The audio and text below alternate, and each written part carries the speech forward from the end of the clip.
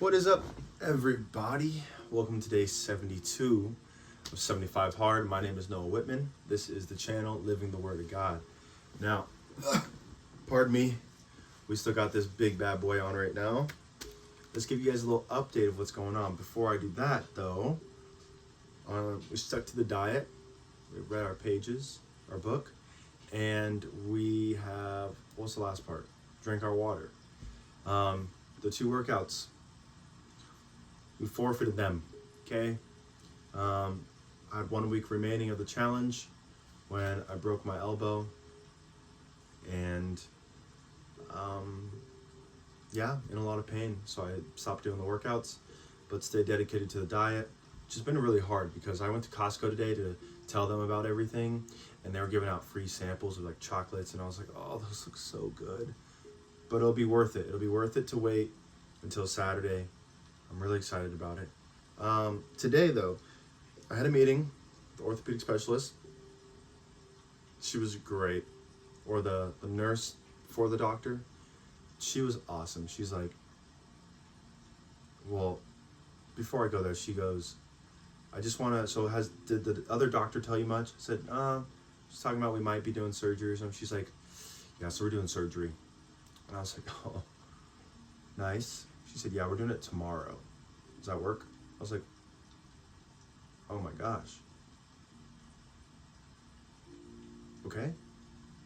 Like, all right, guess we're doing surgery tomorrow. It happened so fast.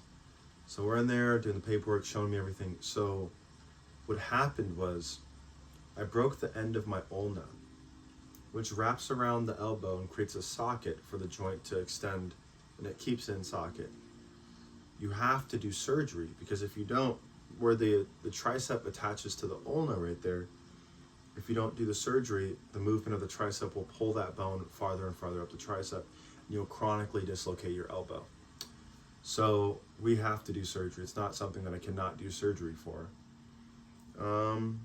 So it should be pretty quick. He said about 45 minutes. They'll go in there, they'll put a plate, put some screws in there, join the metal club. It's crazy.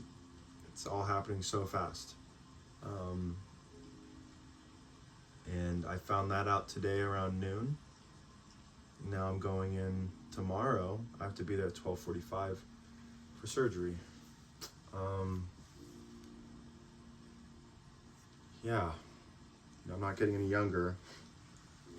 It's just so random. It felt so random.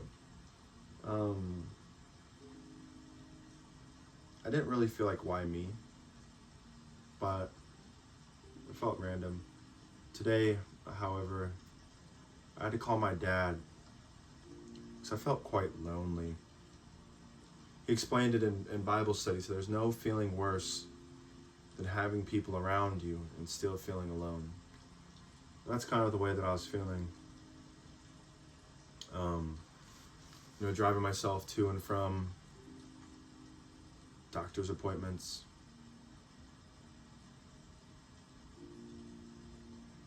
Feeling like I was just having to do everything by myself. I'm single, right? So I couldn't just call my girl and ask her to just come hang out.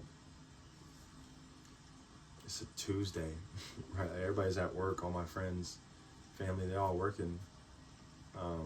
I usually have Tuesday, Wednesdays off, but I just felt attacked today. I just felt isolated today. I felt alone. And the enemy was just beating me down. It really was. And I was giving in, dude. Coming back and being like, all right, Lord. Just going back and forth. I didn't realize it, but I'm pretty scared. And not even just about tomorrow. Scared about letting go of relationships I've been asked to let go of. Scared about getting surgery tomorrow. Scared about the journey that's set before me after the surgery. This is where the rubber meets the road, and this is where it's time to go. And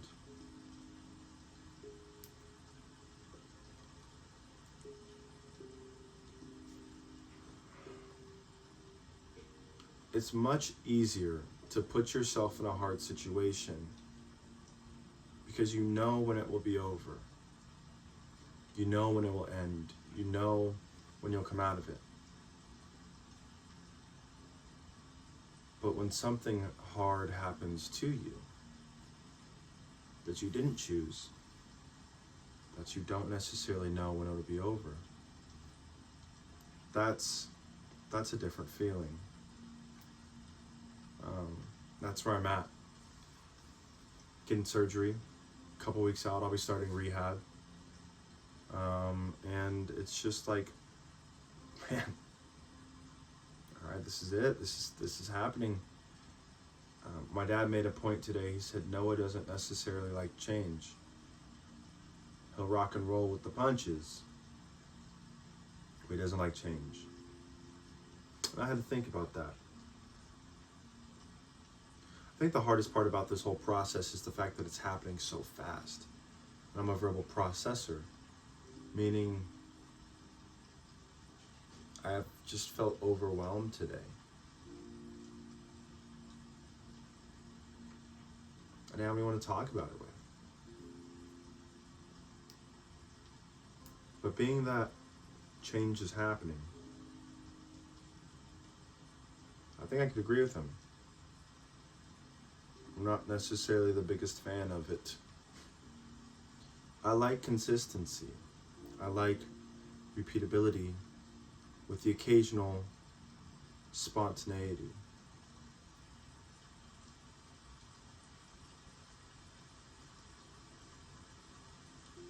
I like reliable. I like truth.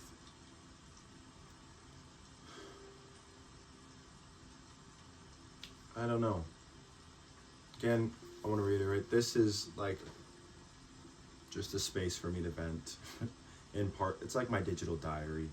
This series has been. When the series is over, we'll see what happens then. But as for right now, that's what's kind of happening. So thank you for just hearing me out, I guess.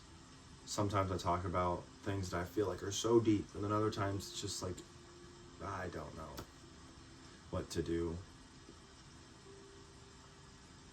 I don't know how to be. And it's hard to feel like you're doing good and feel lonely. Like, I know that I got a good group of people around me.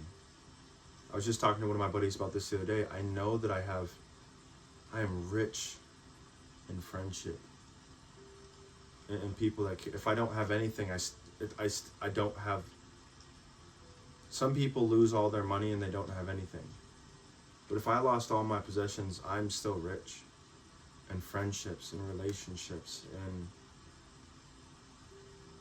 love.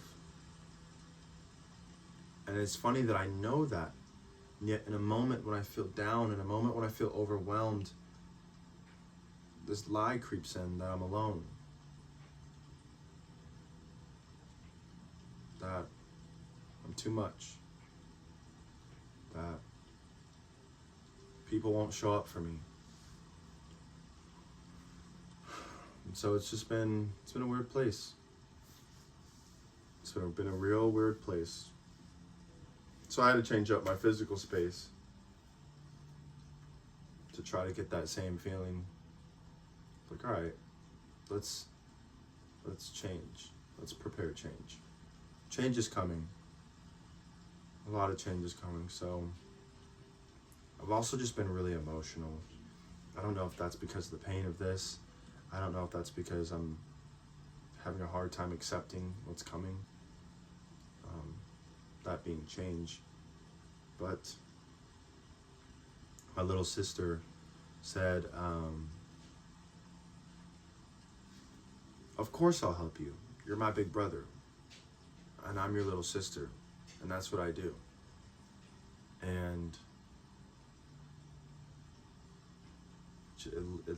even now, like, it brings me to tears. Like,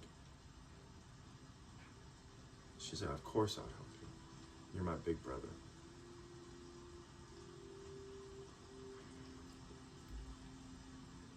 You don't know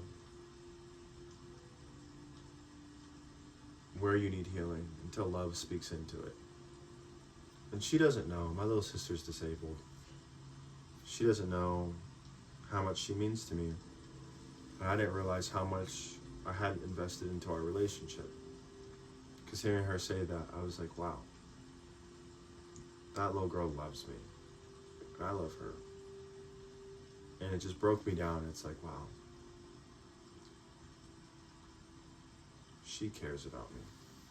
So I thank God that I do have some more free time now. I'm going to go support her and watch her soccer games. She plays unified soccer. So I got to go watch her now. She's played basketball and done bowling, and I haven't been to a single game of hers. But I'm making a point to get to this. She's also doing choir.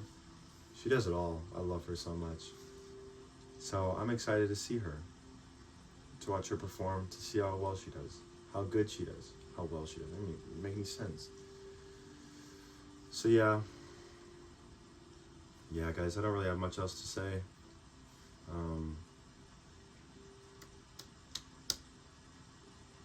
Yeah, keep pushing. That's all I got for today. Thank you guys. A couple more days of this, I guess. Till then, love you guys. Wish me luck. Pray for me. Pray for the doctors. Pray that I come out of this. Pray for peace, love, and a sound mind.